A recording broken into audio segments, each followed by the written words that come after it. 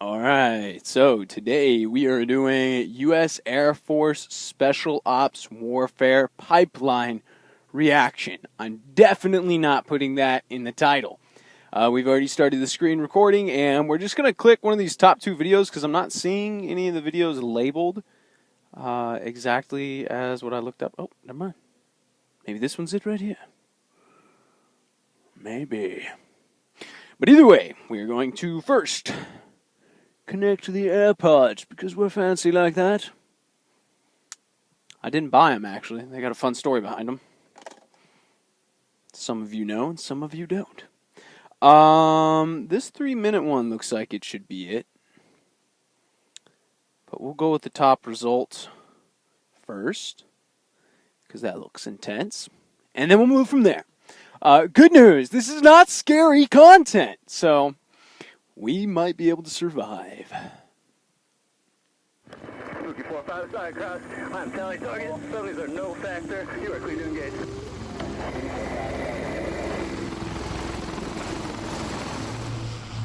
Ooh. Sorry, skydiving, jumping out of planes. Gonna do that a week from today.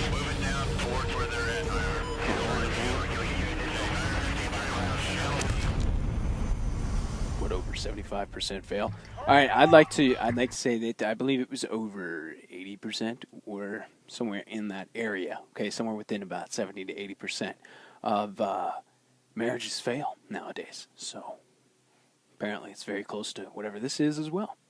Just fun facts for you guys. I don't want you to come here and survive. I want you to come here to compete. I don't want you to come here to survive. Okay, sorry. That hit me as funny because it's like, look, I don't want you to live here. I don't want you, because most people that are living, sadly, are surviving. They're not really living. Living is not just moving from one day to the next. It's knowing exactly why you're doing it. Surviving is just doing it so that way you don't die. So, yeah.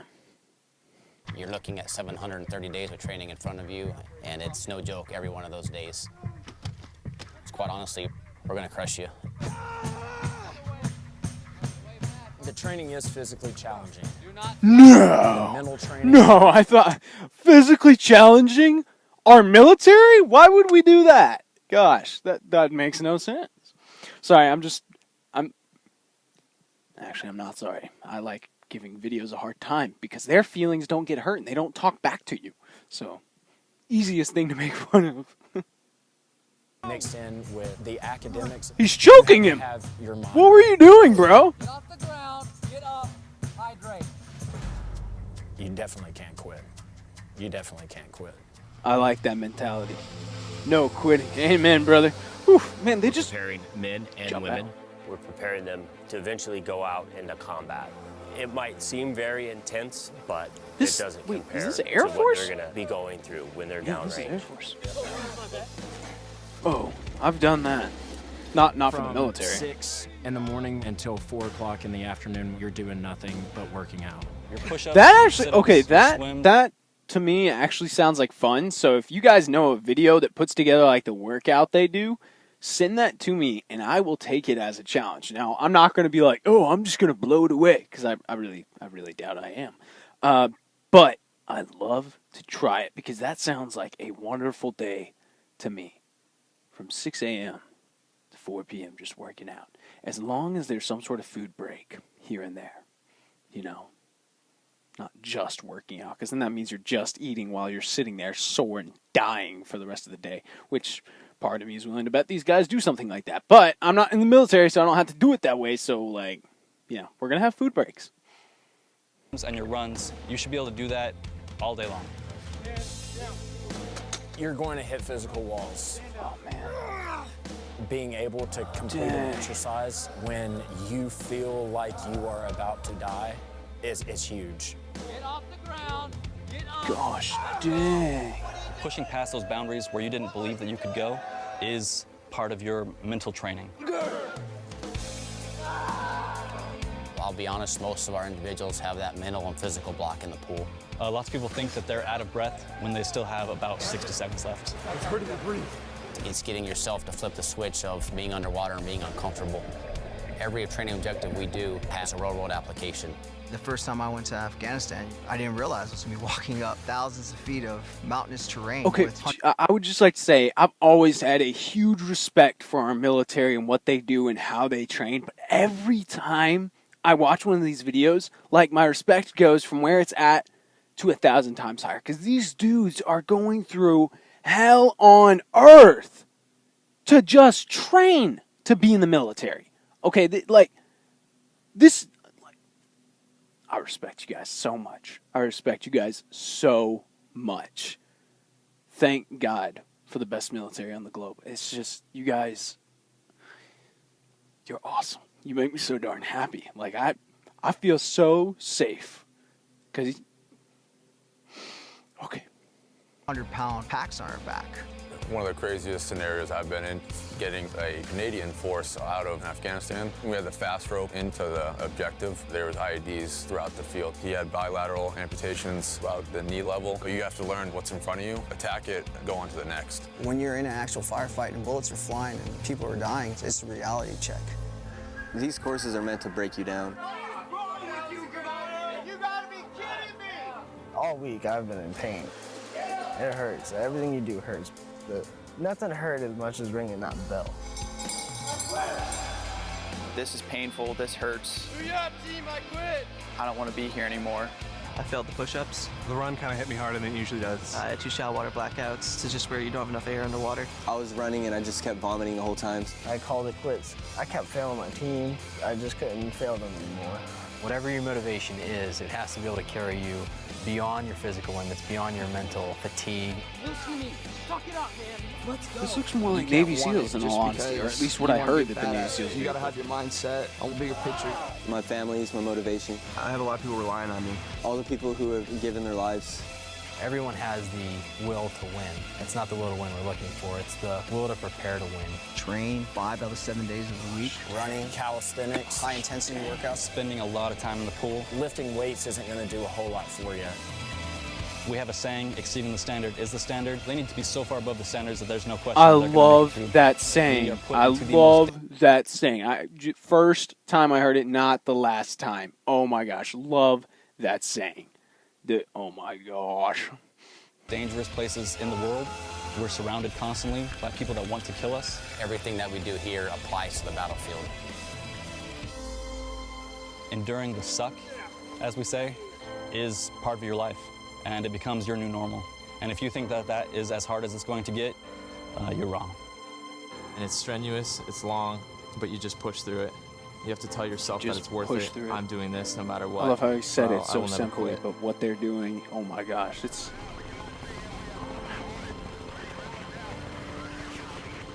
So, that's a question I have. Yeah, it's Air Force. Oh my gosh, that's our Air Force. Wow. Sorry, guys. Sorry. Didn't think you guys trained that hard. But I'm going to say that's more because of the humor that's consistently going around me from Army friends that I have. And I call them Army friends because they're from, like, the Army and all that. I'm not actually in the military. I tried signing up in every branch that I could, and all of them refused me. So, yeah. Sad story. But, like, that's it. And that at the end, that question they had at the end, comment whether you think you could or not, okay? Because a lot of people after watching something like that, they're like, nah. But then there's the overconfident people that are like, yeah, they're wrong, just saying. All right, that was reaction video to that. Let's just check real quick. You guys are going to have an awkward screen flip, so just bear with it. We're going to go to the one that actually had the title. Pipeline. Here we go. Okay. Oh, Texas! In order to become a SEER specialist, the training pipeline begins here at Lackland Air Force Base. Me and my other cadre members will take them for 15 days, and we'll put them through a screening phase or an orientation phase to see if they have what it takes to be successful in the next phase of training. SEER specialists have a lot of gear this training that they're taking him through, from what I got from what he just said, is training for the training. So if you can pass this training, all right. You pass the test for the actual training. Golly Moses, they have training for the training for the training. That's a lot of training. Round, so you need to be physically ready for the job. Their go or no-go event is a 4-mile ruck with 60 to 65 pounds in under an hour. They also have to complete the physical aptitude stamina test. It consists of being able to swim 200 meters, run 1.5 miles, pull-ups, push-ups, sit-ups. On top of the physical challenge, we are giving them assignments every single night. We're saying this needs to be done at this time and to this standard to show us that they have the capability to teach and instruct airmen if they graduate this year training pipeline. Golly Moses. After being selected at Lackland Air Force Base, moving up to Fairchild Air Force Base, you begin what's called your prerequisite courses, from water survival to emergency parachuting procedures. Gosh. Then you are ready to start your SEER apprenticeship course. Gosh. This phase, CSS or core survival skills, the point of it is to give them task saturation. If you could imagine an isolated person, they have a lot of goals or tasks to accomplish once they hit the ground running.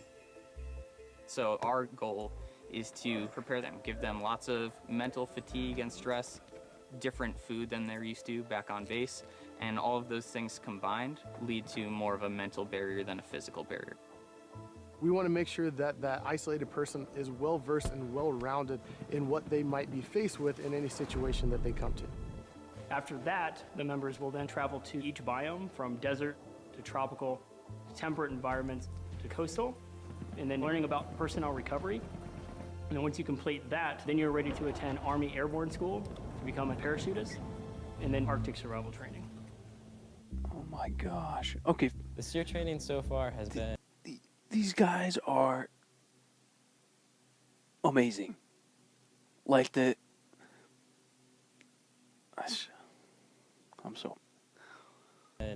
I'm so happy to call myself an American citizen. Okay, like I know other militaries do some crazy stuff and do some awesome training. For instance, Russia. I've seen some of their training stuff, and holy moly, that's intense. But like, knowing that I'm on the side of these guys, it just makes me so happy. I'm just proud to be an American, guys. It's so cool. For me, we have late nights and early mornings of completing projects. Mix that with 2-hour PT sessions. It adds up. First couple of days were pretty rough. No sleep, very little food, lots of hard work, but your body gets used to it. I think some characteristics of a good SEER specialist are grit, integrity, or honesty, respect for yourself, respect for others, and just the ability overall to push through. Okay, I like the order he put that in, respect for yourself and respect for others, because a lot of people are like, you know, consistently bashing themselves or putting themselves down, but they don't have respect. So they don't have respect for themselves, but they pretend to have respect for other people. Just because of the nature of people and how they work, you know, we are self-focused beings. That's how we're born, okay? If you're going to claim, oh, I have respect for you, but you don't have respect for yourself, you're lying to both yourself and them, or at least them, okay? You have to first have self-respect before you can respect someone else, okay? That is my personal opinion on that. Comment your thoughts on it. Typically, the numbers that we start with varies. Max, we can have up to 42 students, but only the best airmen make it to graduation. When you make it through training, the ones that make it are the cream of the crop, people you can rely on and trust your life with. The beret means a lot. You get to wear it after a year of hard work, making sure that you are doing everything you can to be the best SEER specialist you can, and getting to wear that with pride means a lot. What makes me proud to be a SEER specialist is knowing that everything I'm learning, everything I'm doing, and everything I teach is going to enhance somebody's chances of survival, whether it's behind enemy lines or in friendly country. Oh my gosh. Respect. All right. Well, that's it, guys, for today. I appreciate the share on that. That was a share from a friend. Comment videos you would like to see me react to down below, and I will look at them and get on them ASAP, and those videos will be up. Thank you for that awesome share, and respect to our military.